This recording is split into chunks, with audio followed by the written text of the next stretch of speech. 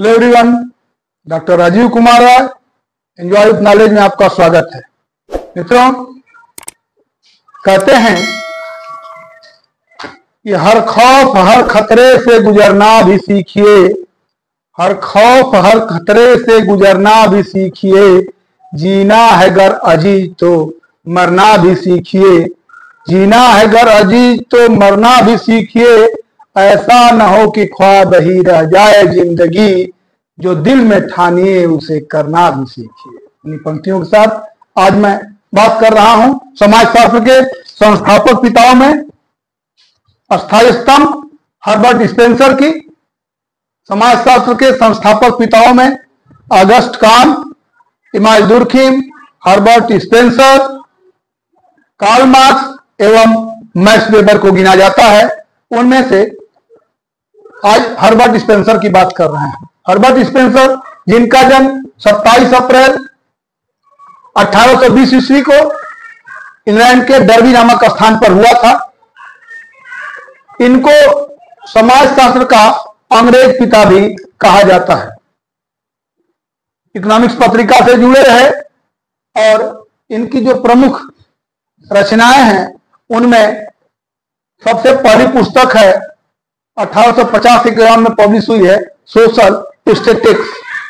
इसके बाद इनकी दूसरी पुस्तक है फर्स्ट प्रिंसिपल।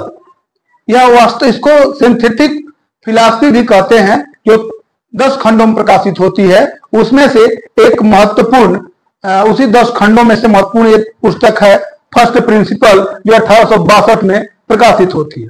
अगली महत्वपूर्ण पुस्तक है प्रिंसिपल ऑफ बायोलॉजी, ये 2 खंडों में प्रकाशित होती है 1864 और 68 में। तो प्रिंसिपल ऑफ साइकोलॉजी, ये भी 2 खंडों में 1870 में और 72 में प्रकाशित होती है। इसके बाद द स्टडी ऑफ सोशियोलॉजी, इसका अगली इनकी महत्वपूर्ण पुस्तक है प्रिंसिपल ऑफ सोशियोलॉजी।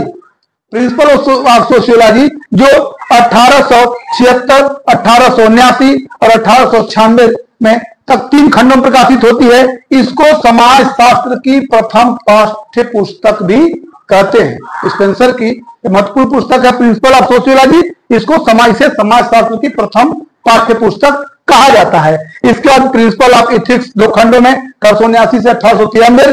इसके बाद डिस्क्रिप्टिव सोशियोलॉजी 1890। ये इनकी महत्वपूर्ण पुस्तकें जिसकी मैंने चर्चा की, जो परीक्षाओं में अक्सर पूछी जाती है। इनका जो महत्वपूर्ण सिद्धांत है वो है सावेरी सिद्धांत। इस सावेरी सिद्धांत में हर्बर्ट स्पेंसर ने समाज और सावयव की तुलना की है और इन्होंने इस सिद्धांत में समाज और सावयव का तुलना किया और अपनी पुस्तक, यही महत्वपूर्ण पुस्तक प्रिंसिपल ऑफ सोशियोलॉजी में अपने सावयवी सिद्धांत को इन्होंने दिया है और उन्होंने कहा है कि समाज एक सावयव के समान है, अर्थात जीव के, समाज और जीव में कल्पना करके समाज को एक सावयव के समान बताया है। स्पेंसर समाज और सावयव की तुलना करते हुए सावयव और समाज में अनेक समानता और असमानताओं का भी उल्लेख किया है। उन्होंने कहा जिस प्रकार से शरीर के सावयव के विभिन्न अंगों से मिलकर के शरीर की संरचना का निर्माण होता है, उसी प्रकार से समाज के विभिन्न अंगों से मिलकर के समाज की संरचना का निर्माण होता है। इसलिए उन्होंने कहा कि जिस प्रकार से शरीर के ढांचे में उसके विभिन्न अंग हैं, काम करते हैं, उसी प्रकार तमाम समितियां, संस्थाएं, ये सब समाज के अंग हैं, ये मिल करके और समाज का निर्माण करते हैं। इन्होंने जिन समानताओं की बात किया है समाज और सावयव में, उसमें उन्होंने कहा कि जड़ पदार्थों से भिन्न, समाज और सावयव दोनों करें कि जड़ पदार्थ से भिन्न है। इसलिए भिन्न है कि जो जड़ पदार्थ हैं वो दोनों में, जड़ पदार्थ से भिन्न चाहे शरीर हो चाहे समाज हो, जड़ पदार्थ में कोई परिवर्तन नहीं होता है, कोई गतिशीलता नहीं पाई जाती, लेकिन समाज और सावयव दोनों में परिवर्तन देखने को मिलते थे, दोनों में परिवर्तन जड़ पदार्थों से भिन्न है। दूसरा उन्होंने कहा वृद्धि की प्रकृति, उन्होंने कहा कि जैसे जड़ पदार्थ में कोई वृद्धि नहीं होती, लेकिन समाज और सावयव में दोनों में वृद्धि होती है। इसके उन्होंने कहा कि दोनों का निर्माण इकाइयों से, उन्होंने कहा जिस प्रकार से समाज का निर्माण, शरीर का निर्माण विभिन्न इकाइयों से होता है, उसी प्रकार से समाज का निर्माण भी इसकी विभिन्न इकाइयों से मिलकर के होता है। तो अभी समानता उन्होंने बताया कि अंगों की अन्योन्याश्रितता, उन्होंने कहा जिस प्रकार से शरीर के विभिन्न अंग एक दूसरे पर निर्भर रहते हुए अपने योगदान द्वारा शरीर के संचालन में अपना योगदान देते हैं, उसी प्रकार से समाज के विभिन्न अंग भी स्वतंत्र नहीं है, बल्कि अन्योन्याश्रित तो एक दूसरे से पर निर्भर है, दूसरे से जुड़े हुए हैं। अगला समझ बताया कि प्रक्रियाओं की समाकलन का दोनों की जो प्रक्रिया है वो लगभग समान होती है। दोनों जैसे जीव भी सरल से जटिल की तरफ, असंबद्ध से संबद्ध की तरफ होता है, और समाज भी सरल से जटिल की ओर आगे बढ़ता है। इसका जिन्होंने जो असमानताओं की बात की, कहा कि समाज और सहयोग में समानता होते हुए कुछ भिन्नता भी पाई जाती है। जैसे पहली भिन्नता असमानता होता है कि विकास में अंतर। विकास में अंतर क्या कहा कि मानव के सहयोग का विकास स्वतः होता है, उसमें प्रयत्न की आवश्यकता नहीं होती है, किंतु उन्होंने कहा कि समाज के विकास के लिए प्रयास करने पड़ते हैं। दूसरा लोग कहा कि शरीर के का जो अंग है, शरीर के जो विभिन्न अंग हैं वो व्यक्ति के लिए होते हैं, जबकि समाज खुद व्यक्ति के लिए होता है। और अगला अंतर कहा कि शरीर के जो सहयोग के जो अंग हैं वो शरीर से अलग होने के बाद उसका कोई अस्तित्व नहीं रह जाता है, लेकिन समाज का जो अंग व्यक्ति है उसको बाहर अगर समाज से कर दिया जाए तो भी उसका अस्तित्व बना रहता है। इस तरह से उन्होंने समाज और सहयोग में समानता स्पष्ट करते हुए बहुत महत्वपूर्ण परिभाषा दिया कि समाज एक सहयोग के समान है। यह प्रश्न परीक्षा में पूछा था किसने कहा कि समाज एक सहयोग के समान है, तो यह हर्बर्ट स्पेंसर की परिभाषा है। मित्रों देखिए, स्पेंसर पे कई लोगों का प्रभाव है, लेकिन मुख्य रूप से जो प्रभाव है, सर्वाधिक प्रभाव वो डार्विन के विकास के सिद्धांत का है। उन्होंने डार्विन के प्राकृतिक प्रवरण सर्वोत्तम की उत्तरजीविता, इसका प्रयोग समाज में किया है, और समाज में भी उन्होंने प्राकृतिक प्रवरण के सिद्धांत को और सर्वोत्तम की उत्तरजीविता को समाज पर लागू किया है, और जीवों के उद्विकास में समाज पर लागू किया। जैसे डार्विन ने अपनी पुस्तक ओरिजिन ऑफ स्पीसीज, डार्विन ने अपनी पुस्तक ओरिजिन ऑफ स्पीसीज 1859 में इन्होंने जीवों की उत्पत्ति का सिद्धांत दिया है। ऐसे जीवों की उत्पत्ति के सिद्धांत से प्रभावित होकर के स्पेंसर ने समाज के विकास का सिद्धांत दिया। महत्वपूर्ण बात यह है कि परीक्षाओं में भी पूछता है कि ओरिजिन ऑफ स्पीसीज पुस्तक के लेखक कौन है? डार्विन। डार्विन की एक और पुस्तक महत्वपूर्ण है, डिसेंट ऑफ मैन। इसी डार्विन के जीवों के विकास को समाज पर लागू करके स्पेंसर ने समाज के विकास का सिद्धांत दिया है। इनके ऊपर अन्य भी प्रभाव है। जैसे बेंथम के सुखवादी सिद्धांत से प्रभावित होकर के इन्होंने अपने सिद्धांत में व्यक्तिवाद और हस्तक्षेप की नीति की विवेचना की है। वहीं माल्थस के जनसंख्या सिद्धांत से भी स्पेंसर प्रभावित है, और माल्थस ने जो अपना जनसंख्या संख्या सिद्धांत दिया है उसमें निराशावादी सिद्धांत दिया है, लेकिन स्पेंसर विपरीत कहते हैं कि माल्थस का सिद्धांत एक आशावादी सिद्धांत है। इस प्रकार से चाहे बेंथम हो, चाहे माल्थस हो, चाहे लेमार्क के जीववाद के सिद्धांत हो, उस पर लेमार्क के जीववाद के सिद्धांत को भी उन्होंने प्रयुक्त विकास के नियम में सम्मिलित किया है। इस तरह से बेंथम हुए, माल्थस हुए, लेमार्क हुए और डार्विन हुए, तमाम लोगों का प्रभाव स्पेंसर पर पड़ा है। सबसे ज्यादा प्रभाव मैं फिर आपको बता दूं कि डार्विन के जीवों के विकास के सिद्धांत का पड़ा है। इस आधार पर उन्होंने इस सावयव सिद्धांत को दिया है। इसके बाद अगला जो उनका महत्वपूर्ण सिद्धांत है वो वह है सामाजिक उद्विकास का सिद्धांत। जो स्पेंसर जो है एडम स्मिथ की पुस्तक द वेल्थ ऑफ नेशन तथा हस्तक्षेप की नीति से भी प्रभावित हैं। यदि कभी कभी परीक्षाओं में पूछा जाता है कि वेल्थ ऑफ नेशन किसकी पुस्तक है, तो एडम स्मिथ की पुस्तक है। इसके बाद सर्वाधिक प्रभाव ने आपको बता दिया। स्पेंसर का जो दूसरा सिद्धांत है वो सामाजिक उद्विकास का सिद्धांत, इसको उन्होंने अपनी पुस्तक फर्स्ट प्रिंसिपल में स्पेंसर ने अपने सामाजिक उद्विकास का सिद्धांत दिया है, और इन्होंने उद्विकास को, जीवों के उद्विकास के सिद्धांत को समाज पर लागू करते हुए उद्विकास को परिभाषित करते हुए लिखा है कि उद्विकास पदार्थ का समन्वय तथा उससे संबंधित वह गति है जिसके दौरान एक पदार्थ अनिश्चित असंबद्ध समानता से निश्चित संबद्ध भिन्नता में बदल जाता है। इस प्रकार से अपने सिद्धांत को स्पष्ट करने के लिए उन्होंने कई प्रकार के समाज के उद्विकास की बात की है। उन्होंने सामाजिक एकीकरण के आधार पर सामाजिक एकीकरण के आधार पर समाज को दो श्रेणियों में वर्गीकृत करते हैं। दो श्रेणियों में वर्गीकृत किया है, वह है सैनिक समाज और औद्योगिक समाज। सैनिक या युयुत्स समाज और दूसरा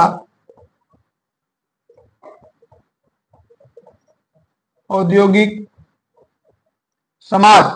स्पेंसर ने एकीकरण के आधार पर समाज को दो श्रेणियों में बांटा है। एक को कहा है सैनिक या युद्ध समाज और दूसरे को कहा है औद्योगिक समाज। मैंने कहा कि समाज के विकास की प्रारंभिक अवस्था में यह सैनिक या युद्ध समाज देखने को मिलता है, जहां पर कि आक्रामकता और सहयोग, कठोर अनुशासन इत्यादि हमें देखने को मिलता है।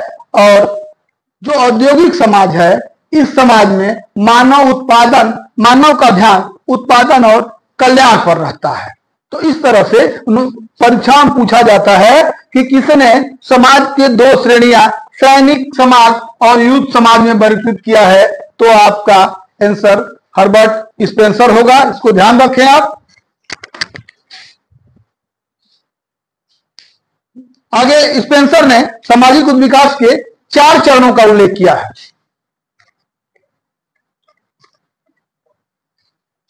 स्पेंसर ने सामाजिक विकास के 4 चरणों का उल्लेख किया है।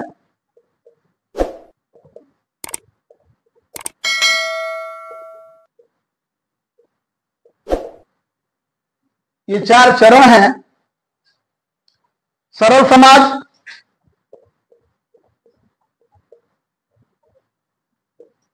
मिश्रित समाज, मिश्रित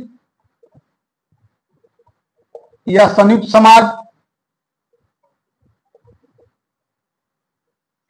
द्विगुण संयुक्त समाज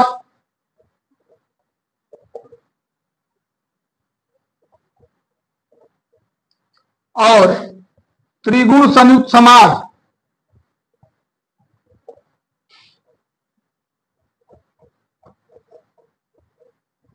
इस प्रकार से स्पेंसर ने सामाजिक विकास के 4 चरणों का उल्लेख किया है। इसमें कहते हैं कि सरल समाज में जो समाज का स्वरूप था वह घुमंतु था, अर्ध आवासीय था। और इसके बाद कहते हैं कि जिसमें अस्थायी नेतृत्व वाले कई सरल समाज जब एक मुखिया के नेतृत्व में एकत्रित हो जाते हैं तो फिर यह मिश्रित समूह समाज बन जाता है। यहां भी वह यायावर और अर्ध आवासीय अवस्था में रहता है। इसके बाद अर्ध आवासीय अवस्था में ही द्विगुण संयुक्त समाज, जिसमें एक से अधिक संयुक्त समाज मिलकर के एक साथ निवास करते हैं, और यहां भी अभी वो यायावर और आवासीय अवस्था में ही रहता है। लेकिन जब और आवासीय अवस्था में फिर त्रिगुण संयुक्त समाज जब जाता है, जब कई द्विगुण संयुक्त समाज एक साथ इकट्ठा होकर के जीवन यापन करते हैं, तो उसको उन्होंने स्पेंसर ने त्रिगुण संयुक्त समाज कहा है। इस तरह से स्पेंसर ने अपने सिद्धांत में समाज के विकास के 4 चरणों का उल्लेख किया है।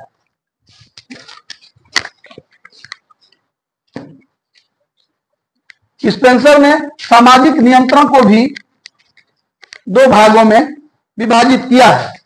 इन्होंने सामाजिक नियंत्रण को 2 भागों में विभाजित किया है।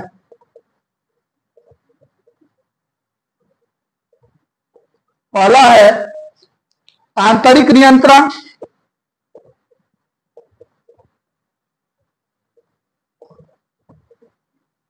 और दूसरा है बाह्य नियंत्रण। तो आंतरिक नियंत्रण में स्पेंसर ने धर्म, प्रथा और नैतिकता को सम्मिलित किया है, जबकि बाह्य नियंत्रण में शासन या सरकार की बात करते हैं। इसके बाद स्पेंसर ने प्राणी शास्त्रीय विकास की बात किया है।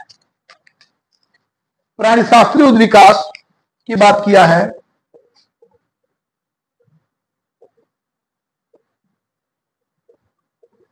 प्राणी शास्त्रीय उद्विकास, इसमें उन्होंने अस्तित्व के लिए संघर्ष,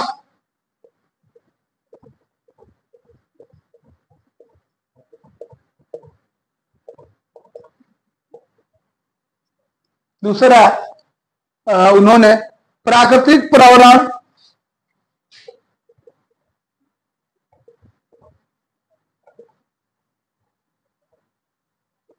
और सर्वोत्तम की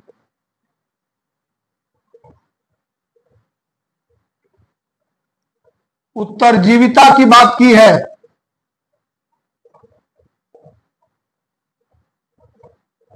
अस्तित्व के लिए संघर्ष में स्पेंसर ने कहा है, इसको स्ट्रगल फॉर एग्जिस्टेंस कहते हैं। कहते हैं कि सभी जीव को अन्य जीव तथा प्रकृति से अपने अस्तित्व के लिए संघर्ष करना पड़ता है, और इस संघर्ष में जो अनुकूलन कर लेते हैं उन्हीं का अस्तित्व बना रहता है। जीवित रखने के लिए प्रकृति उन्हीं का चुनाव करती है, बाकी का अस्तित्व मिट जाता है। फिर उन्होंने प्राकृतिक पर्यावरण का बात किया था कि जो भी जीव प्रकृति से के साथ अनुकूलन कर लेते हैं, या उसी प्रकार से समाज भी जो अनुकूलन कर लेते हैं, प्रकृति उन्हीं का वर्ण करती है, इसको उन्हें प्राकृतिक पर्यावरण कहा है।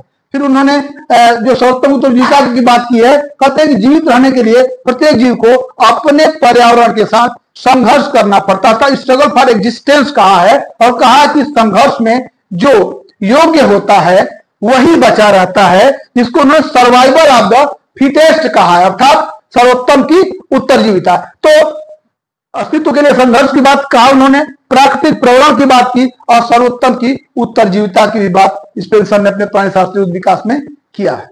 मित्रों, एक बार पुनः उनकी प्रमुख पुस्तकों को देख रहे हैं। सोशल स्टैटिस्टिक्स 1850-51 में, फर्स्ट प्रिंसिपल 1862 में, प्रिंसिपल ऑफ बायोलॉजी 2 खंड में 1864-68 में, प्रिंसिपल ऑफ साइकोलॉजी 2 खंड 1870-72 में, प्रिंसिपल ऑफ सोशियोलॉजी 3 खंड 1876, 1879 और 1896 में। प्रिंसिपल ऑफ सोशियोलॉजी यही समाजशास्त्र की प्रथम पाठ्य पुस्तक मानी जाती है। इसके बाद डिस्क्रिप्टिव सोशियोलॉजी 1890 में। इसके बाद अगला प्रश्न है कि किसके अनुसार जीवधारी प्राणी की तरह, दूसरा प्रश्न आया हुआ है कि किसके अनुसार जीवधारी प्राणी की तरह समाज का भी विकास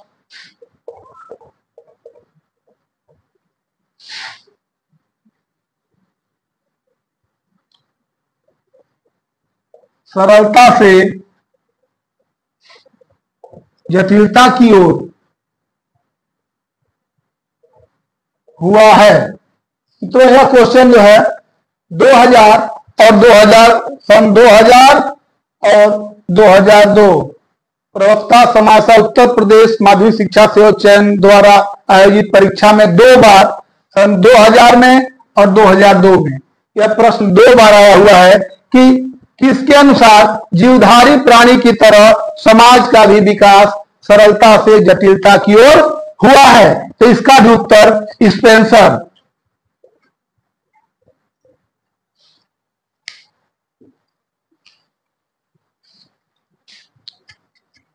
अगला क्वेश्चन और भी महत्वपूर्ण, कई बार आ चुका है कि सामाजिक उद्विकास का सिद्धांत, सामाजिक उद्विकास का सिद्धांत किसने दिया है?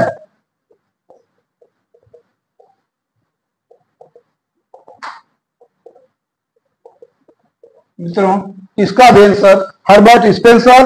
और यह प्रश्न जो है आपकी परीक्षा में 2000, 2010, 2016, 2021, 2000 में, सन 2010 में, सन 2016 में और 2021 में।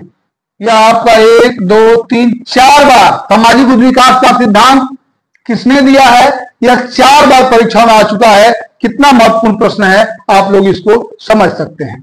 अगला प्रश्न था कि एक विख्यात समाजशास्त्री क्या यह मत है कि मानव समाज की व्याख्या उसी प्रकार से की जा सकती है जिस प्रकार डार्विन ने पृथ्वी पर जीवों के विकास एवं विकास की व्याख्या करने के लिए किया है? तो सन 2000 में यह भी प्रश्न आया हुआ था। अगला प्रश्न है कि समाज की संरचना की बात करने वाला प्रथम विचारक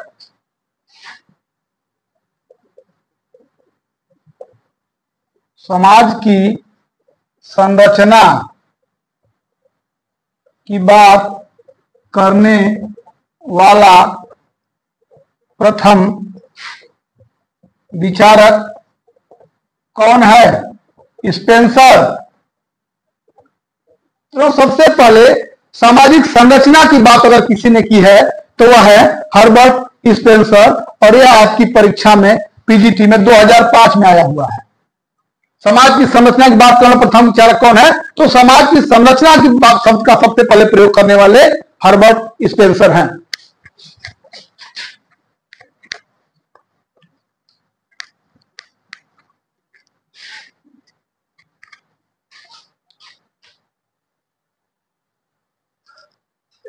एक प्रश्न आया हुआ 2004 में कि हर्बर्ट स्पेंसर किससे प्रभावित होकर के सामाजिक विकास का सिद्धांत दिया है?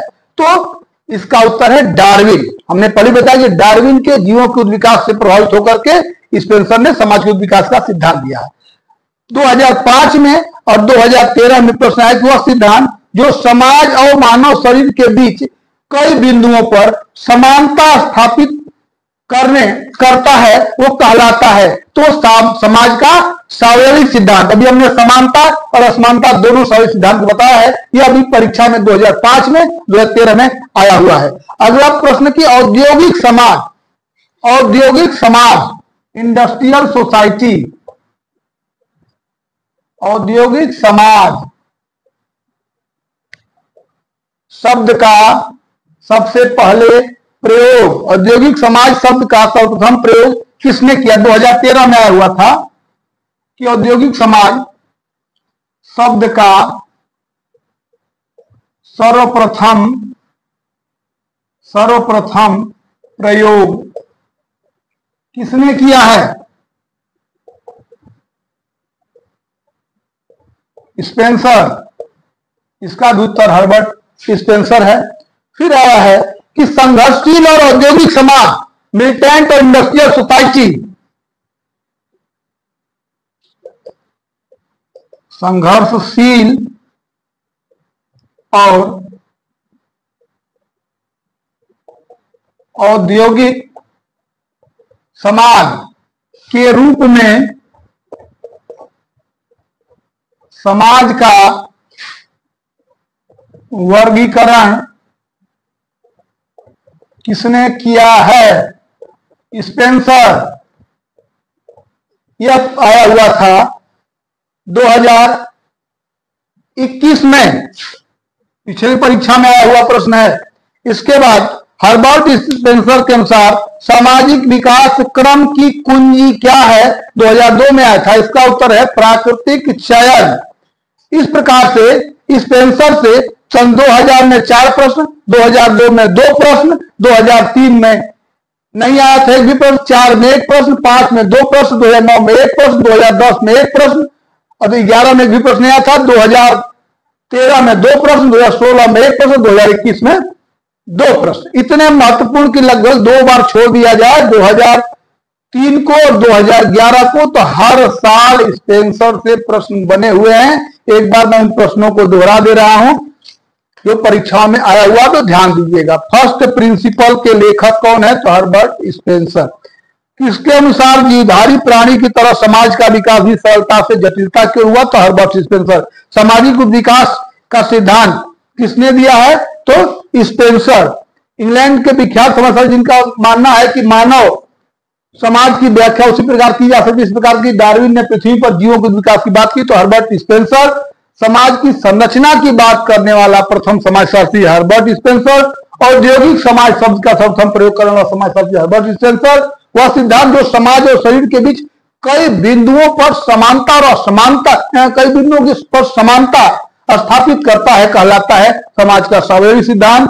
हर्बर्ट स्पेंसर किससे प्रभावित होकर के सामाजिक विकास का सिद्धांत दिए हैं, तो डार्विन, और किसने संघर्षशील और औद्योगिक समाज शब्द का प्रयोग किया है, तो हर्बर्ट स्पेंसर। हर्बर्ट स्पेंसर के सामाजिक विकास की कुंजी क्या है? प्राकृतिक चयन। ये महत्वपूर्ण प्रश्न आप दिमाग में बैठा लीजिएगा। और मित्रों, मेरे साथ नॉलेज में बने रहिए।